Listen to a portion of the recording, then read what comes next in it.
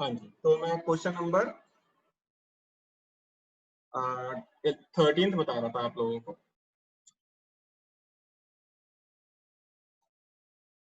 तो 13 क्वेश्चन क्या था, अगर आप ध्यान से देखो, ये कह रहे हैं कि इजी ट्रू फॉल्स क्वेश्चन आपके पास 300 है, डिफिकल्ट ट्रू फॉल्स क्वेश्चन 200 है,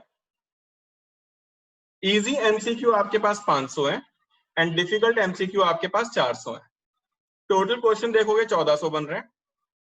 ई बोल रहे हैं कि इजी क्वेश्चन होने चाहिए, तो नंबर ऑफ ई में कितना आ जाएगा, नंबर ऑफ क्वेश्चंस ई में कितने आएंगे भाई हमारे पास जो इजी क्वेश्चंस हैं, एक तो ये भी है और एक ये भी है, यानी कि 800 क्वेश्चंस आ गए हमारे पास। यस, और एफ क्या बोल रहे हैं, अगर आप ध्यान से देखोगे तो एफ देखो क्या बोल रहे हैं।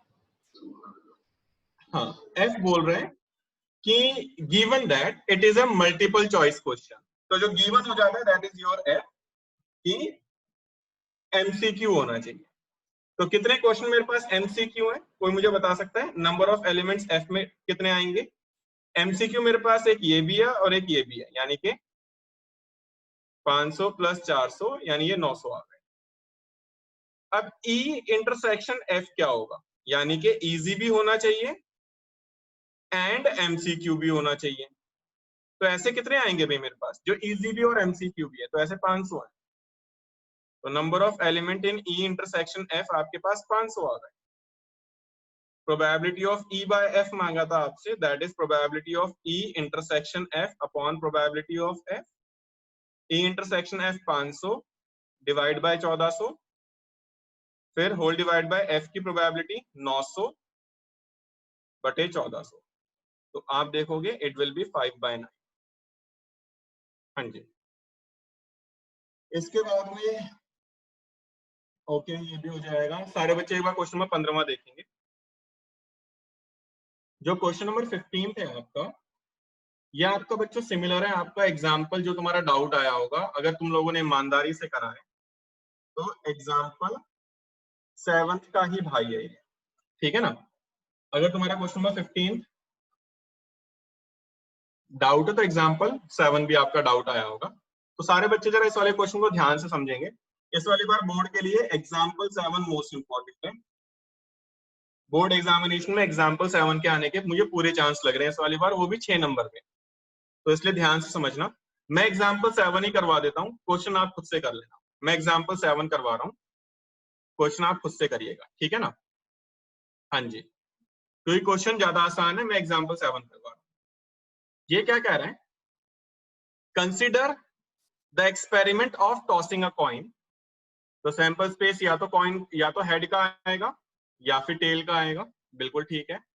इफ कॉइन शोज हेड, अगर कॉइन में हेड आ रहा है, टॉस इट अगेंस्ट, अगर कॉइन में हेड आया तो दोबारा टॉस करिए, तो हेड के साथ या तो टेल आएगा या हेड के साथ हेड आ सकता है। अगर हेड आ रहा है तो एक बार अगर मैं दोबारा टॉस करूंगा तो या तो टेल आएगा या फिर दूसरी बार में हेड आएगा। बट अगर टेल आ रहा है, बट इफ टेल आ रहा है देन थ्रो अ डाई, तो टेल के साथ या तो 1 आएगा या फिर 2 आएगा या फिर 3 आएगा या 4 आएगा या 5 आएगा या 6 आएगा। डाई को थ्रो कर रहे हैं तुम, या तो टेल के साथ 1 से लेकर 6 तक आएंगे, और अगर हेड आ रहा है तो हेड के साथ वो कह रहा है कि कॉइन को दोबारा टॉस करना है, तो दोबारा में या तो टेल आएगा या फिर हेड आएगा। तो ये मेरे पास सैंपल स्पेस बन रहे हैं भाई, ठीक है ना। 1 2 3 4 5 6 7 8। चलिए जरा ई की बात करते हैं, ई क्या है, किस चीज की प्रोबेबिलिटी निकालनी है। Find the conditional probability of the event that die shows number greater than 4। तो ई बोल रहा है die shows number greater than 4। डाई में 4 से ज्यादा नंबर आना चाहिए, तो किस किस में 4 से ज्यादा नंबर है, T4 T5 and T6। Yes, चलिए अब F की अगर हम बात करें, गिवन क्या है, given that there is at least 1 tail, at least एक टेल होना चाहिए। तो एक टेल किस किस में है भाई, या तो इसमें हेड टेल में एक टेल, या फिर इन सब में है, यानी कि T1, T2, T3, T4, T5 and T6। तो ये F आ गया। चलिए जरा मुझे E इंटरसेक्शन F की बात करने देते हैं। E इंटरसेक्शन F, दोनों में कॉमन क्या आ रहा है? इन दोनों में कॉमन कुछ दिख रहा है भाई E और F में? यस, ये पूरा आ रहा है। दैट मीन्स T4, T5 और T6। मैंने आपको बताया था कंपोजिट इवेंट ये होते हैं जब दो या दो से ज्यादा इवेंट आपस में मिक्स करके बनाए जाते हैं। तो इसमें एक कॉइन का और डाई का था जिसको आपने मिक्स करके करा है। चलिए अब मेन समस्या, यहां तक तो सबने कर लिया होगा, मेन समस्या आई होगी इनकी प्रोबेबिलिटीज की। अगर मुझे प्रोबेबिलिटी, वैसे तो ई की प्रोबेबिलिटी नहीं मांगता वो, पर लेट सपोज अगर मुझे निकालनी हो तो मैं ई की प्रोबेबिलिटी कैसे निकालूंगा? 1 2 3 3 अपॉन टोटल करूंगा। फेवरेबल केस में 3 है और टोटल 1 2 3 4 5 6 7 8, तो 3/8 होगी। हाँ जी अभिषेक बोलिए, बोलिए अभिषेक, क्या बोल रहे हो बेटा आप? सर ई में T4 क्यों आएगा? इक्वल्स टू थोड़ी का हाँ है जी, सर। ई में T4 क्यों आएगा? ग्रेटर देन 4 की बात कर रहा है तो T4 नहीं आएगा। बिल्कुल, ग्रेटर देन 4 की बात कर रहा है तो T4 नहीं आएगा। चलिए अब हटा देते हैं इसको। अब बताइए, अगर मुझे ई की प्रोबेबिलिटी निकालनी है तो 2/8 करना पड़ेगा क्या? अभिषेक आप ही बताइए, क्या 2/8 करूं given upon total? No sir. क्या करूं फिर बता? 1/12 प्लस 1/12। क्यों 1/12 प्लस 1/12? 12 तो क्योंकि है सर नहीं टोटल। सबकी, अच्छा, तो टोटल वन केस बाय 12 है क्या? 1 2 3 4 5 6 7 8, तो 1/12 प्लस 1/12 क्यों करूंगा भाई? रीजन, क्योंकि एग्जाम्पल में दे रखा है ना?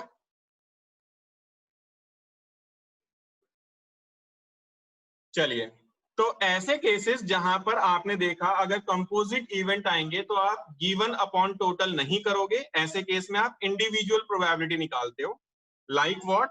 टेल आने की प्रोबेबिलिटी कितनी होगी? अगर मैं टेल आने की प्रोबेबिलिटी निकालू तो इट विल बी 1/2 इंटू 5 आने की प्रोबेबिलिटी इट विल बी 1/6। भाई अगर मैं कॉइन को एक बार टॉस करता हूं तो टेल 1/2 आता है, और 5 की प्रोबेबिलिटी अगर मैं डाई को एक बार टॉस करता हूं तो 1/6। या तो ये वाला केस हुआ, या फिर टेल आने की प्रोबेबिलिटी 1/2 इंटू 6 आने की प्रोबेबिलिटी 1/6।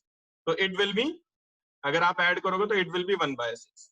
तो ये इसका मेन कॉन्सेप्ट था, कंपोजिट इवेंट की प्रोबेबिलिटी ऐसे निकालते हैं। ठीक वैसे अगर मुझे प्रोबेबिलिटी ऑफ एफ निकालनी होगी, हेड आने की प्रोबेबिलिटी 1/2 इंटू टेल आने की प्रोबेबिलिटी 1/2, या फिर टेल आने की प्रोबेबिलिटी 1/2 इंटू 1 आने की प्रोबेबिलिटी 1/6, या फिर टेल आने की ये इसके बाद में फिर ये सेम ही है ना? तो एक निकालने के बाद इसको 6 से मल्टीप्लाई कर दो, क्योंकि ऐसे सारे के सारे सेम है। तो ये कितना आएगा मेरे पास? इट विल बी 1/4 प्लस 1/2, क्योंकि इस वाले 6 से वाला 6 कट जाएगा, तो इट विल बी व्हाट? 3/4। तो probability of E intersection F कितना आएगा मेरे पास भाई? टेल आने की प्रोबेबिलिटी 1/2, 5 आने की प्रोबेबिलिटी 1/6, या फिर इस वाले टेल आने की प्रोबेबिलिटी 1/2 एंड 6 आने की प्रोबेबिलिटी 1/6। ये कितना आ रहा है मेरे पास? अगेन 1/6। तो probability of E by F आएगा। What is probability of E by F? This is E intersection F upon probability of F. What is E intersection of F? That is 1/6, and probability of F is, that is 3/4। तो it will be 1/6 into 4/3, तो 2 और ये 3, that means 2/9। ये इसका answer है। I hope सबको समझ में आ गया। जब तुम वो क्वेश्चन करोगे तो क्वेश्चन में ई और एफ का जब इंटरसेक्शन निकालोगे तो ये 5 आएगा, दोनों में कुछ कॉमन नहीं आएगा। तो इसलिए 0/समथिंग आपका आंसर विल बी 0 इस वाले क्वेश्चन के अंदर जो एनसीईआरटी के अंदर है। यस, इसके बाद में अब मैं आ रहा हूं बच्चों अगली वाली एक्सरसाइज के कॉन्सेप्ट पे। रिमेनिंग क्वेश्चन एक बार सारे बच्चों से रिक्वेस्ट है खुद से ध्यान से देख लें, क्योंकि मैंने ऑलमोस्ट सारे क्वेश्चन ही तुम्हें करवा दिए इस वाली एक्सरसाइज के। ऑलमोस्ट सारे क्वेश्चन हो गए हैं। यस, चलिए अब बच्चों मैं अगली एक्सरसाइज का कॉन्सेप्ट करवा रहा हूँ। जो है आपका that is independent theorem of, चलिए मल्टीप्लीकेशन रूल ऑफ प्रोबेबिलिटी की बात करते हैं, क्या होता है multiplication rule of probability.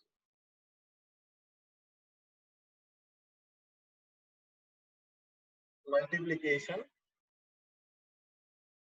Rule of probability, ये क्या होता है जरा ये देख लेते हैं। मैंने भी आपको कंडीशनल प्रोबेबिलिटी के बारे में बताया था। कंडीशनल प्रोबेबिलिटी का फॉर्मूला क्या था, E बाय F का, that is probability of E intersection F upon probability of F, यही था। अब अगर ये डिवाइड में तो जरा के मल्टीप्लाई में आ जाएगा, तो probability of E intersection F क्या होगा, probability of F into probability of E intersection E by F।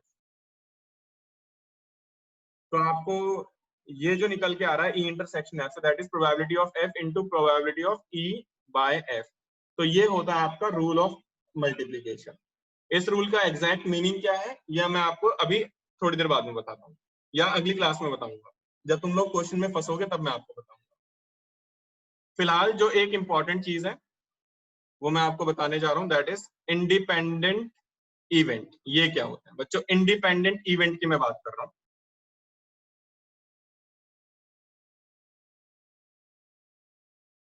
Independent event, पहले इंडिपेंडेंट इवेंट होता क्या है इसको थोड़ा प्रैक्टिकली समझते हैं, ठीक है। मैं कुछ क्वेश्चन पूछूंगा तुम लोगों से, सारे बच्चे थोड़ा ध्यान से सुनना मेरी बात। हाँ, मैं इसमें से तुम में से किसी को वॉलंटियर करता हूँ। चलिए वॉलंटियर करते हैं हम, किसको वॉलंटियर करें, चलिए पूजा पालीवाल, बेटा आप बताएंगे।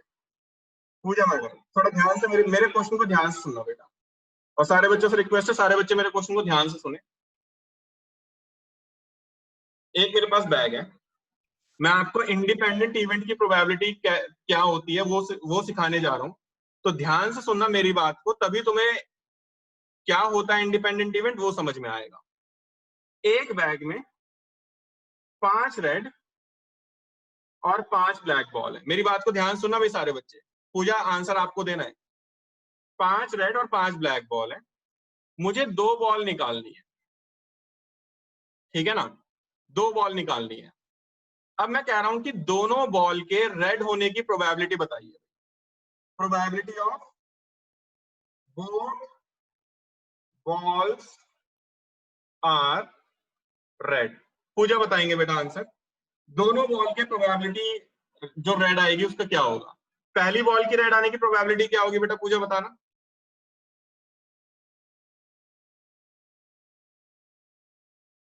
पूजा पालीवाल बोलेंगे बेटा।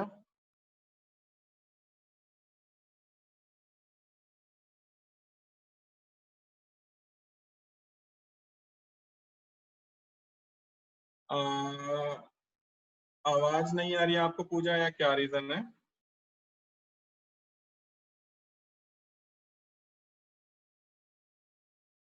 ओके चलिए कोई बात नहीं। ये रमन कौन है आज हमारी क्लास में, रमन, हु इज रमन, रमन कौन है भाई।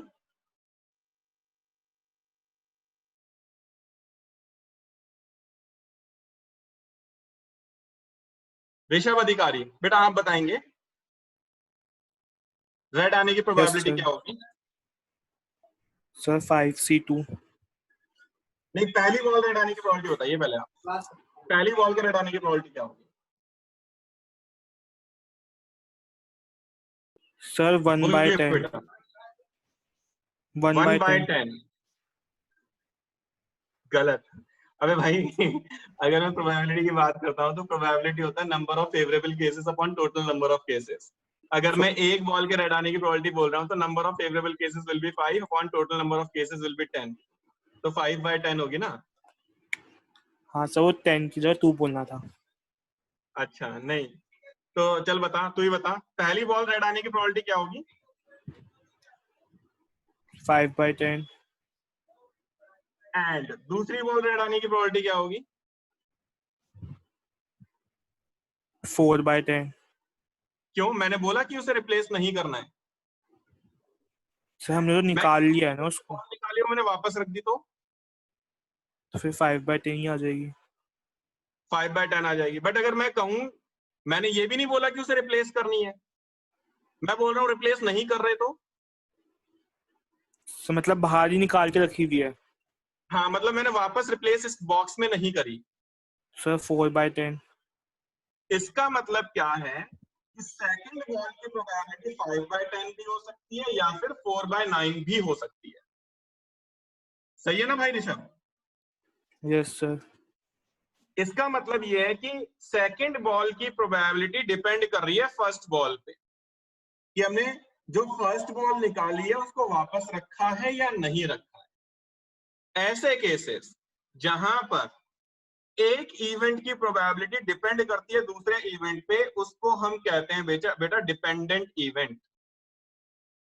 डिपेंडेंट इवेंट केसेस को हम डिपेंडेंट इवेंट के नाम से जानते हैं, जहां पर सेकंड केस की प्रोबेबिलिटी डिपेंड कर रही है फर्स्ट केस पे। वो 5/10 भी हो सकती थी सेकंड केस की प्रोबेबिलिटी, और वो 4/9 भी हो सकती थी सेकंड केस की प्रोबेबिलिटी। ये टोटली डिपेंड कर रहा है फर्स्ट केस पे कि हमने उसको रिप्लेस करा है या नहीं करा है। अगर मैंने रिप्लेस कर दिया तो सेकंड केस की प्रोबेबिलिटी 5/10, अगर रिप्लेस नहीं करा तो सेकंड केस की प्रोबेबिलिटी 4/9। तो आपने देखा ऐसे केसेस जहां पर सेकंड केस की प्रोबेबिलिटी फर्स्ट केस पे डिपेंड कर रही है, उनको डिपेंडेंट इवेंट, अगर नहीं करेगी तो those events are known as independent events. अब इंडिपेंडेंट इवेंट्स ये तो मैंने आपको प्रैक्टिकली सिखा दिया, थ्योरेटिकली कैसे पता लगाएंगे।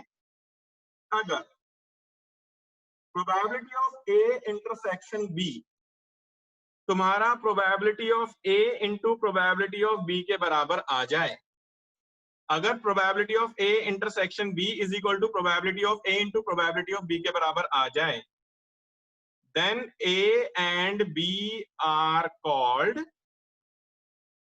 Independent events. Independent events. तो ये थ्योरेटिकली मैंने आपको बता दिया। अगर ए इंटरसेक्शन बी तुम्हारा पी ए इंटू पीबी के बराबर आ जाए तो A and B are known as independent events. चलिए जी, मैंने आपको इंडिपेंडेंट इवेंट के बारे में बता दिया। मैं अब आपको बता रहा हूं mutually exclusive event. Mutually exclusive event, दो इवेंट जैसे ये ए है और ये बी है, ये ए और ये बी, अगर ए इंटरसेक्शन बी तुम्हारा फाई आए, यानी जिसमें कुछ भी ना आए, इफ ए इंटरसेक्शन बी तुम्हारा फाई आए, that means probability of A intersection B तुम्हारे पास 0 आएगा। तो A and B are called mutually exclusive events. ऐसे इवेंट्स को हम म्यूचुअली एक्सक्लूसिव इवेंट के नाम से जानते हैं। अगर ए एंड बी तुम्हारे पास उनका इंटरसेक्शन फाई आ जाए तो ऐसे इवेंट को हम म्यूचुअली एक्सक्लूसिव इवेंट के नाम से जानते हैं बच्चों। चलिए, तुम्हें म्यूचुअली एक्सक्लूसिव इवेंट भी शायद समझ में आ गया होगा। ये हमने 11th क्लास में पढ़े थे सारे। आपके पास एग्जॉस्टिव इवेंट, एग्जॉस्टिव इवेंट्स वो क्या होते थे? अगर ए यूनियन बी करके पूरा सैंपल स्पेस आ जाता था, अगर ए यूनियन बी करके पूरा सैंपल स्पेस आ जाता था, पूरा sample space, then A and B are called exhaustive events. उनको हम किस इवेंट के नाम से जानते हैं बच्चों? एग्जॉस्टिव इवेंट के नाम से जानते हैं। अगर ए यूनियन भी हमारे पास सैंपल स्पेस आ जाता था, तो इसका मतलब ये है कि अगर एग्जॉस्टिव इवेंट है तो पी ए यूनियन बी की प्रोबेबिलिटी 1 होगी एग्जॉस्टिव इवेंट वाले केस के अंदर। बिल्कुल ठीक है। अगर तुम लोगों ने ये तीन चीजें समझ ली, पहला इंडिपेंडेंट इवेंट क्या होता है, म्यूचुअली एक्सक्लूसिव इवेंट क्या होता है और एग्जॉस्टिव इवेंट क्या होता है, देन बच्चों आपने एक एक्सरसाइज कर लिया, दैट इज 13.2। मैं आप लोगों से रिक्वेस्ट करता हूँ कि 13.2 सारे बच्चे ट्राई करेंगे, नेक्स्ट क्लास में आप लोग मुझे सबमिट करेंगे, हम डाउट्स पूछेंगे एंड देन नेक्स्ट क्लास में ये वाला चैप्टर हम खत्म कर देंगे। एक और एक्सरसाइज है, उसके बाद ये वाला चैप्टर हमारा खत्म हो जाएगा। मिलते हैं नेक्स्ट क्लास के अंदर बच्चों, आज के लिए बस इतना ही, बाय।